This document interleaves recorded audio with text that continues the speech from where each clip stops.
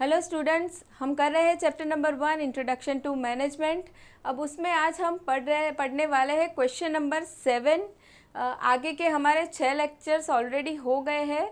आज हम कर रहे हैं 7th लेक्चर, जहाँ पे हम क्वेश्चन नंबर 7 पढ़ने वाले हैं।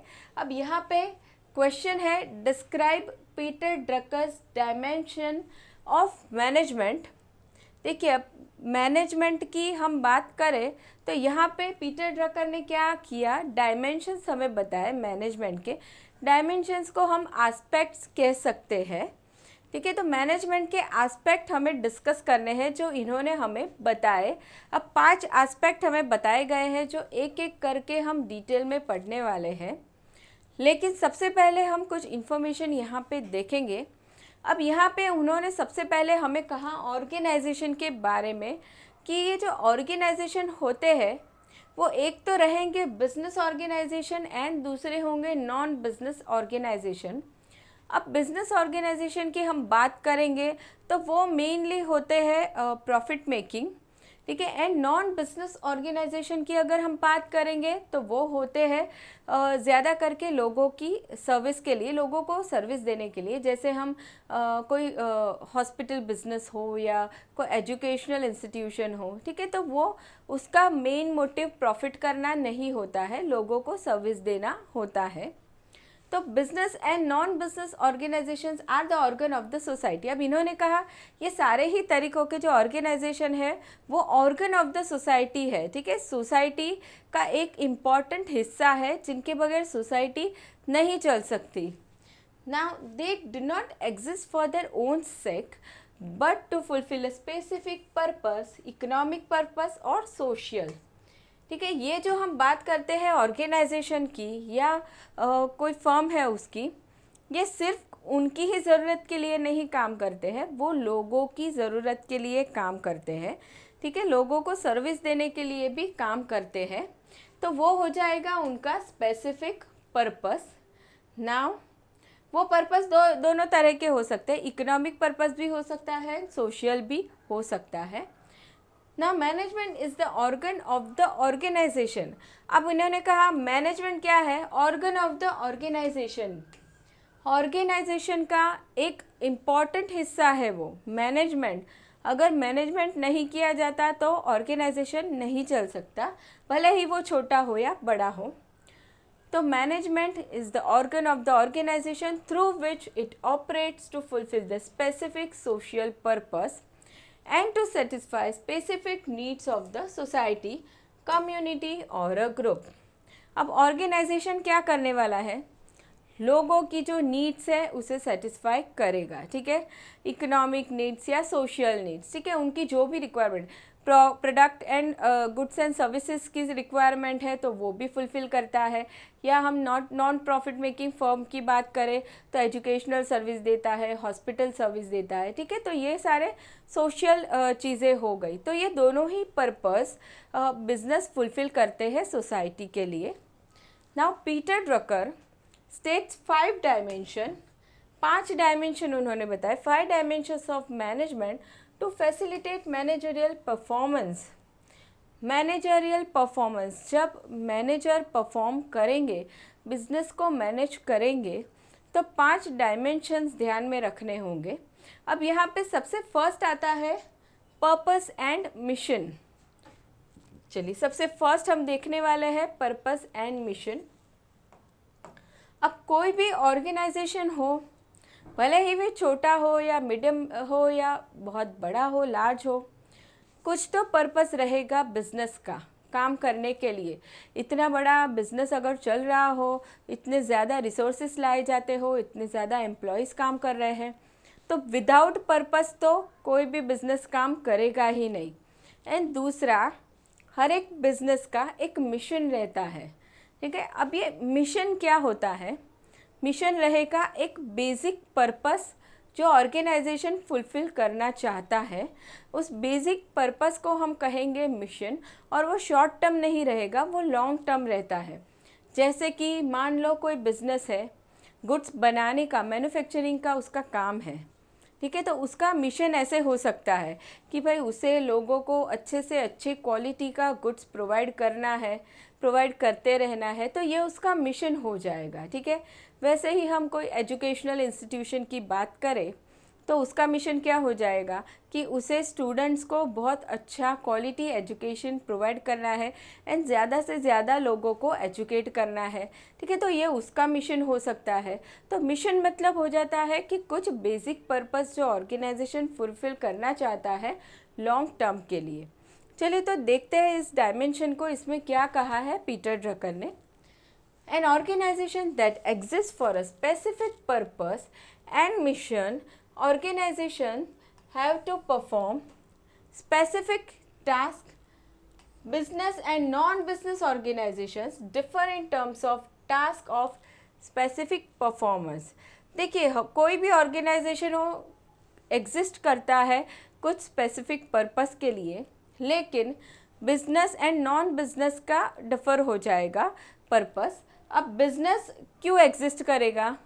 मेनली इकोनॉमिक एक्टिविटी के लिए। जैसे हमने अभी एग्जांपल देखा कि कोई बिजनेस है, उसका मैन्युफैक्चरिंग का काम है, तो उसका मिशन ऐसा है कि अच्छी क्वालिटी का प्रोडक्ट देना है कस्टमर को, वो उसका मिशन हो जाएगा, वो कुछ इकोनॉमिक पर्पस बताता है। लेकिन नॉन बिजनेस की हम बात करें, जैसे हमने एजुकेशनल इंस्टीट्यूशन का एग्जाम्पल देखा था, तो वो कुछ सोशल पर्पस बताता है कि उसे ज़्यादा से ज़्यादा लोगों को एजुकेशन प्रोवाइड करना है, क्वालिटी एजुकेशन देना है, तो वो उसका हो जाता है, ठीक है। तो ये दोनों ही पर्पस डिफर हो सकते हैं। Business exist mainly for economic performance, however social organizations such as public educational institutions, public hospitals or religious institutions, the task is to perform social function. Now, every organization needs to have a mission. कोई भी organisation हो उसका mission ज़रूर से होना ही चाहिए कि वो क्यों काम कर रहा है। तो ये एक मिशन उसके माइंड में उसके पास होना चाहिए लिखा हुआ। The mission statement reflects the basic purpose and philosophy of the organization. देखिए मिशन क्या बताएगा हमेशा?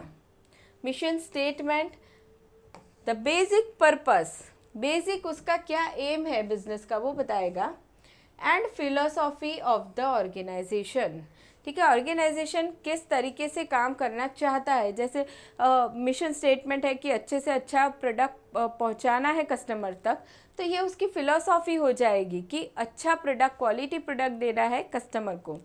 तो ये फिलोसॉफी है बिजनेस की। तो ये सारी चीज़ें लिखी होगी मिशन स्टेटमेंट में।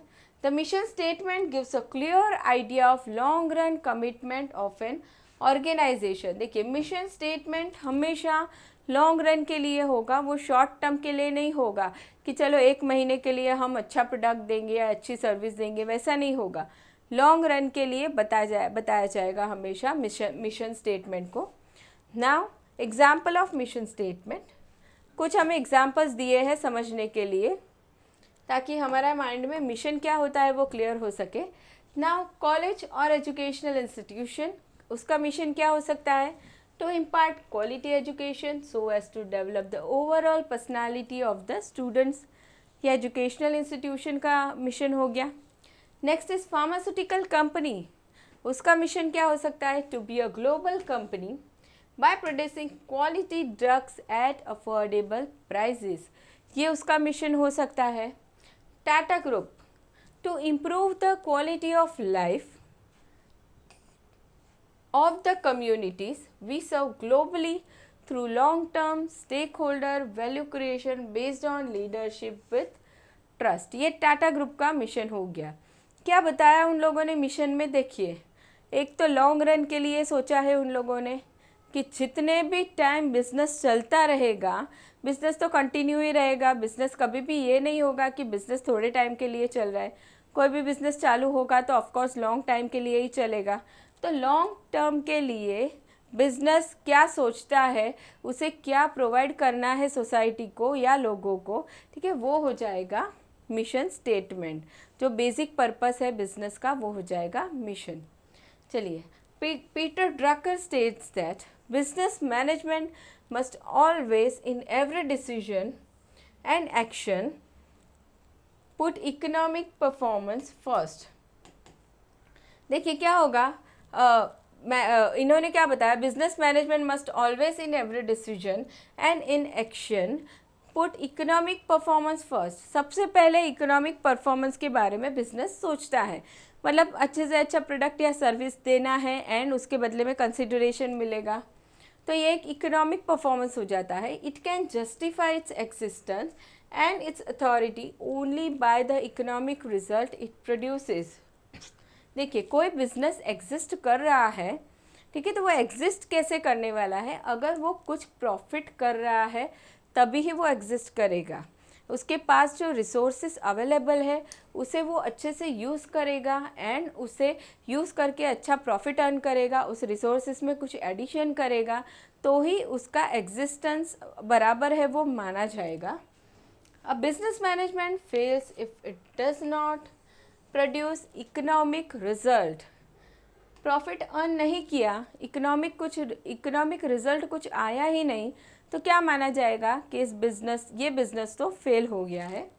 अ business firm fails if it does not supply goods and services desired by the consumer at a price consumer is willing to pay. It fails if it does not improve or at least maintain the wealth producing capacity of the economic resources entrusted to it। देखिए, business की success कब मानी जाएगी, जब वो economic result achieve करता है तब।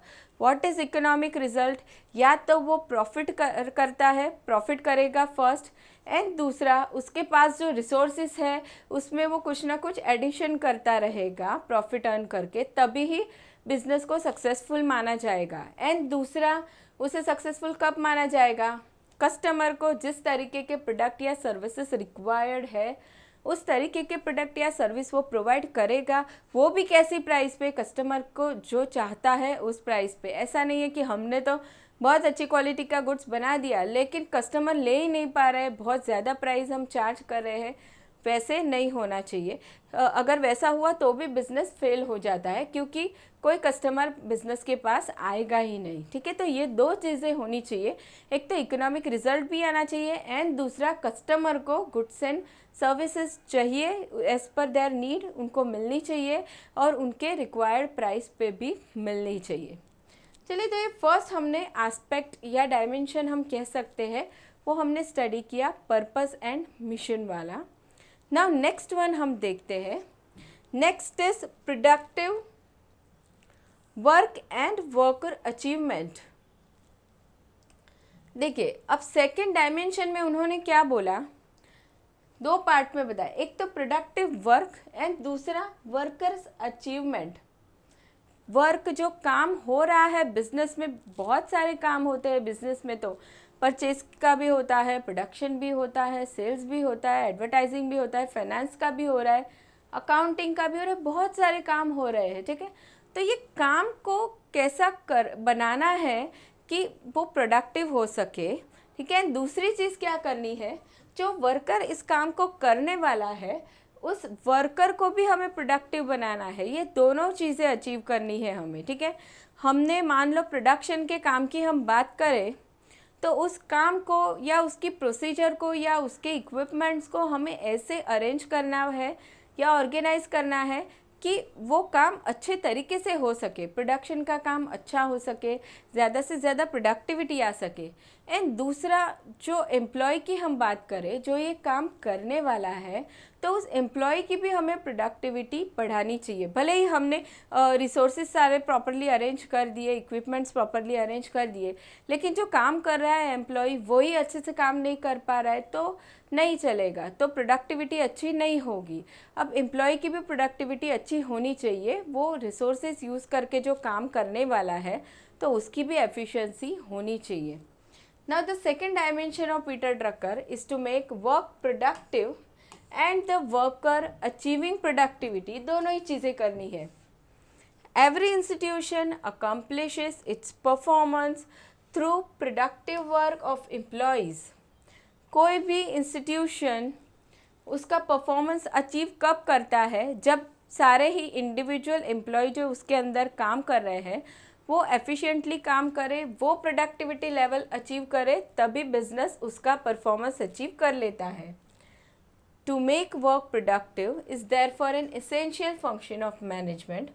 Nowadays, organizations are increasing the means through which people find their livelihood, find their access to social status, to community and to individual achievement and satisfaction. देखिए अब क्या कर रहे हैं आजकल बिजनेसेस, एम्प्लॉय की प्रोडक्टिविटी बढ़ाने के लिए उन्हें बहुत सारे बेनिफिट दे रहे हैं वो, ठीक है। देखिए जिससे वो उनका लाइवलीहुड, उनका जो स्टैंडर्ड ऑफ लिविंग है वो बढ़ा सके, उनका सोशल स्टेटस बढ़ा सके, ठीक है। ये सारी चीज़ें एम्प्लॉय को दी जाती है ताकि वो बिजनेस में अच्छा परफॉर्मेंस करे। Therefore it is important task of management to make the worker perform productive at work. Now it is important for the organizations to organize the work as the first step in achieving the productivity. क्या बताया उन्होंने, सबसे पहले तो क्या करो, काम को ऑर्गेनाइज कर दो। जो भी एक्चुअल काम होने वाला है उसे प्रॉपरली ऑर्गेनाइज करो, प्रॉपर सीक्वेंस में लाओ। उसके बाद क्या करना है, after organizing the work the management must make the work suitable to employees. वो काम एम्प्लॉय अच्छी तरीके से कर सके, ये हमें दूसरे पार्ट में करना है। एम्प्लॉय को अच्छे से बेनिफिट्स देने हैं, मोटिवेशन देना है, ताकि वो ये जो हमने काम ऑर्गेनाइज किया था उसे वो अच्छे तरीके से करे।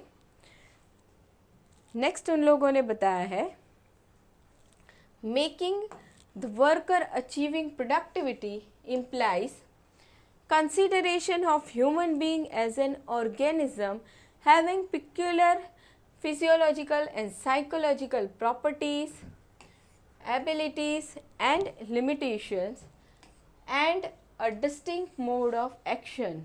देखिए वर्कर अच्छे से प्रोडक्टिविटी कब देगा, जब ऑर्गेनाइजेशन या बिजनेस इंसान की तरह उसे अच्छे से ट्रीट करेगा। ऐसे नहीं कि एम्प्लॉय के पास हम काम करवाते ही जा रहे हैं जैसे कि वो मशीन काम कर रहा हो, वैसे नहीं।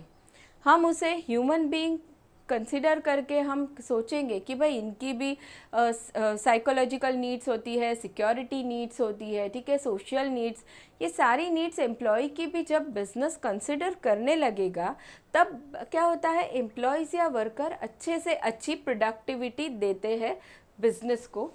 Therefore management must consider human resource as human being and not as a machine. ठीक है, एम्प्लॉयज़ को अच्छे तरीके से ट्रीट करना है, उनको एज अ मशीन ट्रीट करके उनके पास काम करवाते ही नहीं जाना चाहिए। Management must motivate employees through monetary and non monetary incentives to achieve higher productivity. Management क्या करेगा, एम्प्लॉय को हमेशा मोटिवेट करते रहेगा दो तरीक़ों से, through monetary and non monetary incentives. Monetary मतलब उसे सैलरी मिलेगी, बोनस मिलेगा, कमीशन मिलेगा, वो सारे मॉनिटरी चीज़ें हैं। नॉन मॉनिटरी में आएगा अदर बेनिफिट्स हमने उसे दे दिए, जैसे उसे पिकनिक पे भेजा हमने, शॉपिंग वाउचर्स दिए, ठीक है, अच्छी वर्किंग कंडीशंस दी, तो ये नॉन मॉनिटरी इंसेंटिव्स हो जाते हैं। उसके थ्रू एम्प्लॉय को मोटिवेट करना होता है। Now in this context, it is rightly said that management is the activating organ of the enterprise. ठीक है, मैनेजमेंट कैसा ऑर्गन है ऑफ ऑर्गेनाइजेशन, एक्टिवेटिंग। मैनेजमेंट ही काम करवा के लेता है एम्प्लॉयज़ से, मैनेजमेंट ही रिसोर्सेज का मैक्सिमम यूज़ करता है, इसीलिए उसे एक्टिवेटिंग ऑर्गन कहा गया है। ठीक है, तो ये हमारा सेकेंड डायमेंशन हो गया। अब आगे बढ़ते हैं थर्ड की तरफ, social impacts and social responsibility. देखिए सोशल, अब यहाँ पे दो चीज़ें बताई गई है, social impact and social responsibility. तो रिस्पॉन्सिबिलिटी की जब हम बात करते हैं तो रिस्पॉन्सिबिलिटी सबसे पहले तो बिजनेस बहुत सारे लोगों के साथ डील करता है, जैसे कि सप्लायर्स है, कस्टमर्स है, एम्प्लॉयज़ है, गवर्नमेंट है, इन्वेस्टर है, ठीक है, जनरल पब्लिक है जहाँ पे बिजनेस सिचुएटेड है, बहुत सारे लोगों से वो डील करता है। एंड बहुत सारे इन सारे लोगों की तरफ बिजनेस की रिस्पॉन्सिबिलिटी भी बनती है क्योंकि business without society business exist नहीं कर सकता। बिजनेस सोसाइटी के अंदर ही एग्जिस्ट है, ठीक है। बिजनेस को चलना है अगर तो सोसाइटी के थ्रू ही बिजनेस चल सकता है, ठीक है। वो अकेला बिजनेस चल नहीं सकता। तो बिजनेस को काफ़ी सारी रिस्पॉन्सिबिलिटीज़ पूरी करनी पड़ती है अलग अलग लोगों की तरफ। अब मेनली सोचा जाए तो कस्टमर के लिए उसकी काफ़ी सारी रिस्पॉन्सिबिलिटीज़ हो जाती है कि वो उसे अच्छा गुड्स प्रोवाइड करे, अच्छी सर्विसेज दे, अच्छे प्राइस पे दे, ठीक है। काफ़ी सारी रिस्पॉन्सिबिलिटी उसके लिए भी, कस्टमर के लिए भी बिज़नेस को फुलफ़िल करनी होती है। एंड दूसरा, बिज़नेस जो भी काम करेगा रिस्पॉन्सिबिलिटी पूरी करने के लिए, उसकी इम्पैक्ट आने वाली है सोसाइटी पे। जैसे कि उसने अच्छे से अच्छा गुड्स एंड सर्विसेज प्रोवाइड किया तो कस्टमर खुश हो जाएंगे, ठीक है। उसी के पास दूसरी बार आएंगे गुड्स लेने के लिए। तो ये क्या हुआ, एक इम्पैक्ट आई कस्टमर के ऊपर। अच्छे से अच्छा वर्किंग कंडीशन उसने एम्प्लॉय को प्रोवाइड की, अच्छा रेम्यूनरेशन दिया, बेनिफिट्स दिए, तो एम्प्लॉय भी अच्छे से काम करेगा, ठीक है। तो ये कहाँ impact I, social impact I on employees. तो ऐसे काफ़ी सारी जो बिजनेस इस एक्टिविटी करता है उसकी इम्पैक्ट आती है, सोशल इम्पैक्ट जिसे हम कहेंगे। अब यहाँ हम पढ़ते हैं क्या बताया पीटर ड्रकर ने। The third dimension of management is social impacts and social responsibilities of the organization. Organizations are the organ of the society. They exist to fulfill a specific purpose. ये चीज़ हमने पढ़ी कि बिजनेस एग्जिस्ट क्यों करते हैं, कुछ specific purpose fulfil करने के लिए। In other words, they exist for the sake of society. Society के लिए बिजनेस एग्जिस्ट करते हैं। Now they are not end in themselves but means to fulfill specific purpose, ठीक है। अब ये बिजनेसेस क्यों चल रहे हैं, सोसाइटी का कुछ पर्पस पूरा करने के लिए। जैसे सोसाइटी को गुड्स चाहिए, प्रोडक्ट्स चाहिए तो वो देते हैं, सर्विसेज देते हैं, ठीक है। तो ये सारी जो चीज़ें हैं जिसे हम पर्पस कहेंगे सोसाइटी का, वो फुलफिल करता है business. Free enterprise cannot be justified as being good for business. It can be justified only as being good for society. Free enterprise की हम बात करें तो जो एंटरप्राइज नॉर्मली सोसाइटी में जो बिजनेसेस ओपन होते हैं, जो काम कर रहे हैं, ठीक है, फ्री एंटरप्राइज, उन्हें जो प्रोडक्ट बनाना है, सेल करना है, कर सकते हैं, ठीक है। डिसीजन मेकिंग भी फ्री रहता है। तो ये सारी चीज़ें, ऐसे एंटरप्राइज सोसाइटी के लिए बेनिफिशियल होने चाहिए, ना कि बिजनेस के खुद के ही लिए। बिजनेस से हमेशा सोसाइटी के लिए सोचना चाहिए। Nowadays, every organization exists to perform specific purpose to the society. Business exists to supply product to customers rather than to supply jobs to employees or even dividends to shareholder. देखिए क्या बोला उन लोगों ने, बिजनेस मेनली क्यों काम करता है, प्रोडक्ट और सर्विसेज कस्टमर को देने के लिए। वो सबसे पहले ये नहीं सोचेगा कि मैं एम्प्लॉय को अच्छा रेम्यूनरेशन दूँ या बेनिफिट दूँ या फिर अच्छा डिविडेंड दूँ शेयर होल्डर को। सबसे फर्स्ट वो कस्टमर के बारे में सोचेगा। ऐसा नहीं इन लोगों के बारे में नहीं सोचेगा, लेकिन सबसे फर्स्ट वो कस्टमर के बारे में सोचेगा। Non business organization also operate to serve the society. देखिए, नॉन बिजनेस ऑर्गेनाइजेशन जो प्रॉफिट मेकिंग नहीं होते हैं वो भी सोसाइटी के लिए काम करते हैं। Now for instance, an educational institution does not exist for the sake of teachers but for the students. Educational institution की बात करें तो उनका सबसे मेन पर्पस पहला तो क्या रहेगा कि स्टूडेंट्स को अच्छे से अच्छा एजुकेशन प्रोवाइड करना है।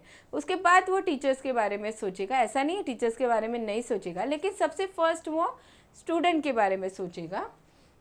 एंड उसके बाद उन लोगों ने बताया है example, a religious institution exist not for the sake of preachers but to meet the needs of its followers. Also, a hospital exists not for the sake of its employees, that is doctor, nurses, administrative and supporting staff, but for the patient. Hospital सबसे main उसका M है कि वो patient को अच्छे से अच्छी service दे, ना कि वो उसके स्टाफ के बारे में पहले सोचेगा। Now, no organization can therefore exist outside of community and society. कोई भी बिजनेस हो वो सोसाइटी के अंदर ही चलने वाला है, उसके सिवाय वो चल नहीं सकता.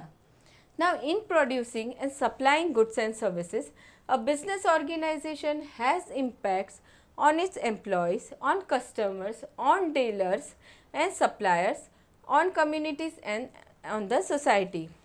अब जब ये बिजनेस सोसाइटी के लिए काम कर रहा है, डॉक्टर पेशेंट के लिए काम, हॉस्पिटल पेशेंट के बारे में सोच रहा है, एजुकेशनल इंस्टीट्यूशन स्टूडेंट के बारे में पहले सोच रहा है, ठीक है, तो तब वो एक्टिविटीज़ जब वो करता है तब सोशल इम्पैक्ट आती है बाकी सारे लोगों पे, जैसे कि एम्प्लॉयज़ है, डीलर्स है, सप्लायर्स है, ठीक है, वहाँ पे सोशल इम्पैक्ट आती है. Now it has to have power and authority over people, employees, to make them work and to provide them better working condition and wages. Employees को भी अच्छा working condition and wages provide करना चाहिए. It has to have impact on community in which it operates as a source of jobs and as a source of social development activities. It also impacts the community on account of waste products and pollution.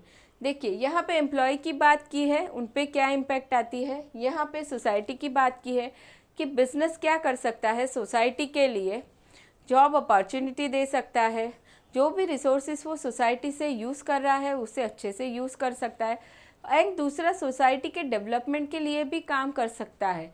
जैसे बड़े बड़े businesses होते हैं वो लोग क्या करते हैं, कुछ एजुकेशनल ट्रस्ट हो या फिर हॉस्पिटल्स हो, वहाँ पे उन लोग हेल्प करते हैं, पैसे देते हैं, ठीक है. तो इसका मतलब बिजनेसेस क्या कर रहे हैं, सोसाइटी के लिए, कम्युनिटी के लिए काम कर रहे हैं. तो सोसाइटी पे भी इम्पैक्ट आना चाहिए बिजनेस का. Next is business organization also has an impact on the customers through. Customers पे कैसे इम्पैक्ट आएगी, through the production and supply of quality goods and services. Quality goods and services provide किया जाएगा. It may have adverse effect on consumers when the products are defective or of inferior quality. Of course अच्छी quality का goods दिया तो customer पे अच्छी impact पड़ेगी, and ख़राब दिया तो ख़राब इम्पैक्ट आने वाली है. Next, business organization also has impacts on dealers, suppliers, share holders and the general society. ये सारे लोगों पर भी बिजनेस ऑर्गेनाइजेशन की इम्पैक्ट आती है, ठीक है. नाउ उन लोगों ने बताया the dimension of management is inherent in the work of managers of all organization. Educational institution, religious institution, hospital and government agency and other social institutions equally have social impacts and social responsibilities. ऐसा नहीं है कि खाली जो profit making businesses होते हैं उनकी ही social responsibilities रहती है, उनकी सोशल इम्पैक्ट आती है, ऐसा नहीं है. नॉन प्रॉफिट मेकिंग रहते हैं उनके भी सोशल इम्पैक्ट आते हैं, एंड सोशल रिस्पॉन्सिबिलिटीज़ उनकी भी फुलफ़िल करनी होती है. Now managing social impact and responsibilities will ensure long-term success and survival of the organization. Mismanaging social impact will result in loss of society's trust and support for the enterprise, and eventually it will collapse. Collapse मतलब business बंद हो जाना. ये जो social impacts आती है business की activities की, अगर उसे मिसमैनेज किया गया, मतलब मान लो एम्प्लॉय को अच्छे फैसिलिटीज़ नहीं दी, प्रॉपर रेम्यूनरेशन नहीं दिया, तो क्या होगा, प्रॉपर इम्पैक्ट नहीं आ रही है, तो क्या होगा, धीरे धीरे वहाँ से एम्प्लॉयज़ निकलना चालू कर देंगे, छोड़ देंगे जॉब को, ठीक है. तो ऐसे अगर बिज़नेस सोशल इम्पैक्ट को मैनेज नहीं कर रहा है तो लॉन्ग रन में वो बिज़नेस बंद हो जाता है, फेल हो जाता है, ठीक है. तो ये रहा हमारा थर्ड एस्पेक्ट. अब आगे बढ़ते हैं टाइम डायमेंशन की तरफ.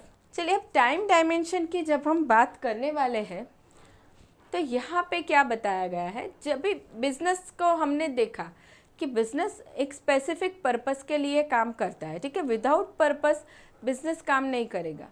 अभी बिज़नेस ने क्या करना है, शॉर्ट टर्म के बारे में भी सोचना है, लॉन्ग टर्म के बारे में भी सोचना है। अब ऐसा नहीं है बिजनेस सोचेगा कि चलो लॉन्ग रन में मुझे बहुत ज़्यादा प्रॉफिट अर्न करना है, इसके लिए वो शॉर्ट टर्म के बारे में कुछ चीज़ें ध्यान में नहीं रख रहा है, तो ऐसे नहीं चलेगा, तो फिर शॉर्ट टर्म में प्रॉब्लम हो जाएगी। और आज ही के बारे में सोच रहा है, मान लो शॉर्ट टर्म का ही सोच रहा है, लॉन्ग टर्म का नहीं सोच रहा है, तो वहाँ भी प्रॉब्लम हो जाएगी। तो टाइम डायमेंशन में वही बताया गया है कि बिजनेस ने दोनों ही चीज़ें ध्यान में रखनी है, आज के टाइम में भी प्रोग्रेस करना है एंड लॉन्ग रन में भी प्रोग्रेस करे या प्रॉफिट करे, वो चीज़ भी उसने ध्यान में रखनी है बिजनेस ने। चलिए मान लो फॉर एग्जांपल कोई बिज़नेस ऐसे सोच रहा है कि मुझे अभी ही बिज़नेस चालू हुआ है, नया प्रोडक्ट मैंने लॉन्च किया, फटाफट से मुझे प्रॉफिट कर लेना है, ठीक है। तो मार्केट में प्रोडक्ट इंट्रोड्यूस किया, हाई प्राइस चार्ज कर दिए प्रॉफिट अर्न करने के लिए। तो इसका मतलब क्या हो गया कि बिज़नेस शॉर्ट रन में कमाना चाहता है।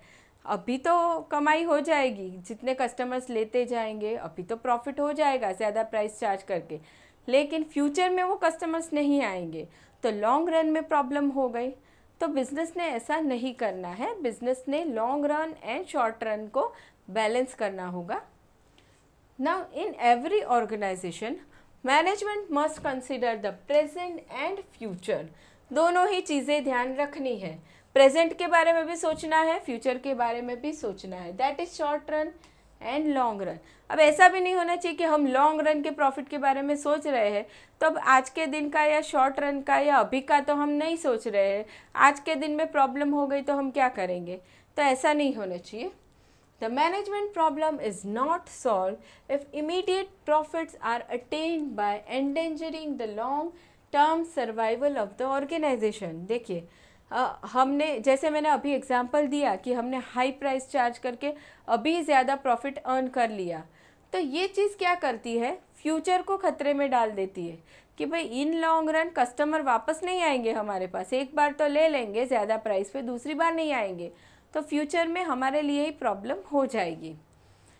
Now a management decision is irresponsible if it risk disaster of current year for the sake of a glorious future. ऐसा भी नहीं होना चाहिए कि फ्यूचर अच्छा बनाने के लिए हम करंट सिचुएशन को रिस्क पे ले रहे हैं। तो at the same time management can not am only for short term performance and ignore the future. Ignore the future. Managers need to aim at striking a balance between present and future। देखिए क्या करना है, balance रखना है between future and present। For this reason there is a need for systematic operations not only in short term but also in long term। Systematically manage करना पड़ेगा business को, तब जाके short run and long run दोनों में ही हम अच्छे से बिजनेस कर पाएंगे। Now in every case where present and future both are not satisfied, where there is requirements are not harmonised और at least balance, capital that is wealth producing resource is endangered, damage और destroyed. बराबर से अगर हम balance नहीं करते हैं short term and long term को, तो क्या होता है, हमारा कैपिटल हम वेस्ट कर रहे हैं। कैपिटल क्या है, वेल्थ प्रोड्यूसिंग रिसोर्स है। बहुत सारे रिसोर्स जो बिजनेस में होते हैं, लैंड, लेबर, कैपिटल एक्सेट्रा, बहुत सारे। अब उसमें कैपिटल एक वेल्थ प्रोड्यूसिंग रिसोर्स है जिसे यूज़ करके हम और भी वेल्थ प्रोड्यूस कर सकते हैं, ऐड कर सकते हैं। तो ये कैपिटल खतरे में आ जाता है अगर हम प्रॉपरली बिजनेस मैनेज नहीं कर रहे हैं तो। Nowadays, organizations are particularly conscious of time dimension in respect to the long-range impact of short-run economic decisions on the environment and natural resources। देखिए environment and natural resources की हम बात करें, बिजनेस में नेचुरल रिसोर्सेज भी use होते हैं, ठीक है, एनवायरमेंटल रिसोर्सेज भी यूज़ होते हैं। तो बिजनेसेस अभी आजकल के मॉडर्न बिजनेसेस में ये चीज़ें कंसीडर की जा रही है कि आज जो हम रिसोर्सेज यूज़ कर रहे हैं उसकी वजह से फ्यूचर में प्रॉब्लम नहीं होनी चाहिए। जैसे कि हम वाटर यूज़ कर रहे हैं, इलेक्ट्रिसिटी यूज़ कर रहे हैं बिजनेस में, तो आज जो हम यूज़ कर रहे हैं शॉर्ट टर्म में उसकी वजह से फ्यूचर में प्रॉब्लम नहीं होनी चाहिए। But the same problem of harmonizing today and tomorrow exists in all areas and especially with respect to people. Management must keep the enterprise performing in present or else there will be no enterprise capable of performing in the future. आज के दिन में तुम अगर proper management business का नहीं कर रहे हो तो फ्यूचर में भी अच्छे से मैनेज नहीं कर सकते. And it has to make enterprise capable of performance, growth and change in the future. Otherwise, the management will destroy the capacity of resources to produce wealth tomorrow. Current scenario में, current situation में अगर effectively हम resources manage नहीं कर रहे हैं तो क्या हो जाएगा, फ्यूचर में हम सारे ही रिसोर्सेस को खो चुके होंगे एंड हम लॉस कर देंगे. ठीक है, तो क्या करना चाहिए, लॉन्ग रन शॉर्ट रन का बैलेंस करना चाहिए. वो आता है टाइम डायमेंशन के अंदर. Now next and last dimension is administration and entrepreneurship. देखिए, अब ये एंटरप्रेन्योरशिप क्या हो जाता है, कोई पर्सन बिजनेस कर रहा है, ठीक है, तो उसे हम बोलते हैं एंटरप्रेन्योरशिप. बिजनेस कर रहा है, उसके पास जो रिसोर्सेस है उसे यूज़ करके वो प्रॉफिट कमाना चाहता है, कस्टमर को अच्छी सर्विस या गुड्स प्रोवाइड करना चाहता है. ठीक है, तो ये जो बिज़नेस करने की एक्टिविटी है उसे हम एंटरप्रेन्योरशिप कहते हैं. एंड दूसरी चीज़ आती है एडमिनिस्ट्रेशन. व्हाट इज़ एडमिनिस्ट्रेशन, जो भी हमारे पास रिसोर्सेस है, हम ह्यूमन रिसोर्स की बात करें या अदर रिसोर्सेस है, कैपिटल है या हम कह सकते हैं कि कैपिटल है, लैंड है, ठीक है, ये सारी जो रिसोर्सेज है, मशीनरी है, नेचुरल रिसोर्सेज है, तो ये सारे रिसोर्सेज को प्रॉपर यूज़ करना है विदाउट वेस्टिंग इट. एंड उसमें से हमें क्या करना है, अच्छे से अच्छा आउटपुट अचीव करना है. तो ये जो रिसोर्सेज हम मैनेज करते हैं उसे हम एडमिनिस्ट्रेशन पार्ट बोलते हैं. तो ये फिफ्थ डायमेंशन हमें बताया गया है एंटरप्रेन्योरशिप एंड एडमिनिस्ट्रेशन के related. So administration and entrepreneurship is another dimension to managerial performance. The manager always needs to administer. देखिए, कोई भी बिजनेस हो, छोटा हो कि बड़ा हो, वहाँ पे जो मैनेजर है उसने क्या करना चाहिए, एडमिनिस्ट्रेशन तो करना ही पड़ेगा. भले छोटा बिजनेस है तो थोड़े रिसोर्सेज होंगे पर एडमिनिस्ट्रेशन बहुत ज़रूरी हो जाएगा, वो रिसोर्सेज को मैनेज करना बहुत ज़रूरी हो जाएगा. He has to manage and improve what already exists and is already known. Already exists, जो ऑलरेडी हमारे पास है, पैसे है या ह्यूमन रिसोर्स है या मशीनरी है या लैंड है, ऑलरेडी जो एग्जिस्ट करता है हमारे पास, उसे हमें मैनेज करना ज़रूरी हो जाता है. But he also has to be an entrepreneur, और वो पर्सन एंटरप्रेन्योर भी होना चाहिए. He has to redirect resources from areas of low or diminishing result to area of high or increasing result. हमेशा ही क्या करेगा एंटरप्रेन्योर मैनेज करते वक्त कि प्रोडक्टिविटी बढ़ाने की ट्राई करेगा कि उसके जो रिज़ल्ट अचीव होते हैं रिसोर्सेज मैनेज करके वो हमेशा हाई रहे. Nowadays, organizations have human resource, materials, machines, capitals and technologies and other resources. ये सारे ही resources businesses के पास होते हैं. The administrative job of manager is to optimize the yield from this resources. देखिए, इस resources को use करके हम जो output लाएंगे वो हमेशा maximum होना चाहिए. Now also inherent in the managerial task is entrepreneurship, making the business of tomorrow. देखिए, बिजनेस में हमेशा ही क्या सोचा जाएगा, फ्यूचर के बारे में सोचा जाएगा. Inherent in the task is innovation. देखिए, inherent in the task is innovation. कुछ चीज़ें हम इनहेरेंटली कंटिन्यूसली करते जाएंगे तो हम क्या करते हैं, उसमें इम्प्रूवमेंट हम लाते हैं. कोई गुड्स है हम आज बना रहे हैं, ठीक है, कोई भी गुड्स है, मान लो एसी की हम बात करें या फिर हम वॉशिंग मशीन की बात करें या कोई भी प्रोडक्ट हो, डे टू डे हम देखते हैं कि उसमें कुछ ना कुछ इनोवेशन आता रहता है. ठीक है, तो अब ये क्या बताता है कि तुम कोई चीज़ कंटिन्यूसली कर रहे हो तो उसमें तुम कुछ ना कुछ नया ला रहे हो. ठीक है, इम्प्रूवमेंट कर रहे हो, इनोवेशन ला रहे हो. तो inherent in the task is innovation. Entrepreneur is concern with innovation in the organization.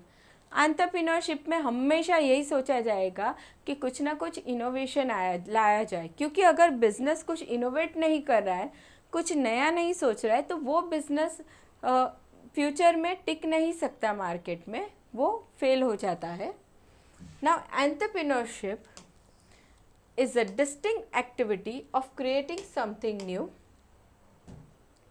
देखिए, entrepreneurship is a distinct activity of creating something new. The entrepreneurial process requires a good amount of managerial activities such as planning, organizing, directing and controlling. ये चीज़ें हमने पढ़ी है, ठीक है. Managerial activities, manager जो भी एक्टिविटीज़ करता है उसमें मेन क्या होता है, सबसे पहला प्लानिंग होता है, फ्यूचर के बारे में वो डिसाइड करेगा कुछ चीज़ें. ऑर्गेनाइजिंग, रिसोर्स ऑर्गेनाइज करेगा. डायरेक्ट करेगा उसके एम्प्लॉयज़ को काम करने के लिए. And controlling, as per planning काम हो रहा है या नहीं वो चेक करेगा, उसे हम बोलेंगे controlling. Now according to Joseph Schumpeter, entrepreneurship is concerned with development of new technology, introduction of new product. देखिए, इन्होंने क्या बताया, एंटरप्रेन्योरशिप किस चीज़ से कंसर्न करती है. डेवलपमेंट ऑफ न्यू टेक्नोलॉजी, हम कुछ काम कर रहे हैं, उसमें हम जो टेक्नोलॉजी यूज़ कर रहे हैं उसमें कुछ डेवलपमेंट आया या कोई नया प्रोडक्ट आया. Introduction of new product, creation of new form of organization structure, development of new source of raw material.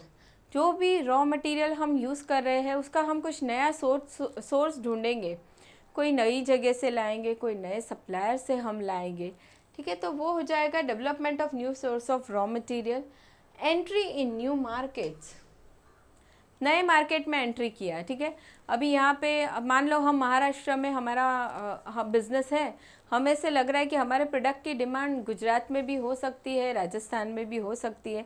तो क्या करेंगे, हम नए मार्केट में मूव करेंगे. तो नए मार्केट में हम जा सकते हैं, उसे भी हम इनोवेशन ही कहेंगे. चलिए, तो ये कुछ चीज़ें हो सकती है. Now making the business of tomorrow starts out with the conviction that the business of tomorrow will be and must be different. Now but it also starts out of necessity with the business of today. Making the business of tomorrow cannot be a flash of genius. देखिए, हमेशा business क्या सोचता रहेगा कि वो future में अच्छे से अच्छा अर्न करे एंड फ्यूचर में सक्सेस करे, ठीक है. Now it requires systematic analysis and smart efforts on the part of management. ये चीज़ कब होगी, जब मैनेजमेंट स्मार्टली काम कर रहा है, सिस्टमेटिकली काम कर रहा है, तभी हो सकती है. The specific job of entrepreneurship in business enterprise is to make today's business capable of making the future of making itself into a different business. चलिए, next is, it is the specific job of entrepreneurship in the going business to enable today's already existing and successful business to remain existing and to remain successful in future. Management ने क्या करना है, आज के दिन में जो business exist कर रहा है उसे बहुत ही सिस्टमेटिकली चलाना है ताकि वो फ्यूचर में भी अच्छे से काम कर सके, फ्यूचर में भी वो एग्जिस्ट कर सके. ऐसा नहीं है कि फ्यूचर में वो फेल हो जाए. ऐसे काम बिजनेस ने, ऐसे काम मैनेजमेंट ने नहीं करना है, ठीक है. चलिए, तो ये हमारा हो गया क्वेश्चन नंबर 7. अब आगे हम करेंगे क्वेश्चन नंबर 8, लेकिन वो हम करेंगे नेक्स्ट लेक्चर में. मिलेंगे नेक्स्ट लेक्चर में student. Thank you so much.